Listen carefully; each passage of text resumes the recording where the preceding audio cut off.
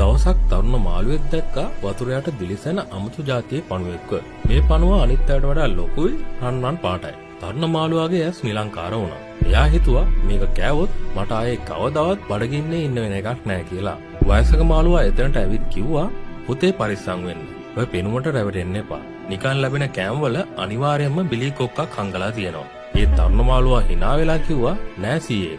වාට මේ අලුත් ක්‍රම තේරෙන්නේ නෑ. මේක සාමාන්‍ය පණුවෙක් නෙවෙයි. මේකේ උඩ කෑල්ල කාලා කොක්ක අමුණන්න කලින් පීනලා යනවා. මම හරි වේගවත්. තරුණ මාළුවා කට ඇරලා වේගයෙන් රන්වන් පණුවා ගිල දැම්මා. ඒත් ඒ මොහොතේම බිලී කොක්ක උගුරේ හිර වුණා. එයා ගැලවෙන්න දඟලනකොට දැක්කා අර රත්තරන් පාට හොදගෙන ගිහින් ඒක නිකම්ම රබර් කෑල්ලක් විතරයි කියලා. උඩට ඇදිලා යන ගමන් මාළුවා කෑ ගැහුවා මම හිතුවේ මට විතරක් මේ වාසිය ගන්න පුළුවන් වෙයි කියලා. වයසක මාළුවා දුකෙන් බලාගෙන හිටියා. කෑදරකම නිසා ඔයාට පෙනුනේ ලාභේ විතරයි. අනතුර පෙනුනේ නෑ.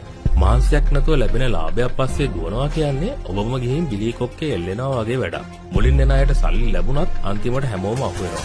ලෝකේ නොමිලේ ලැබෙන ආහාරයක් කියලා දෙයක් නෑ. කෙටි පාරවල් වල යන්න එපා. ඒවා කෙලවර වෙන්නේ අගාධයකින්.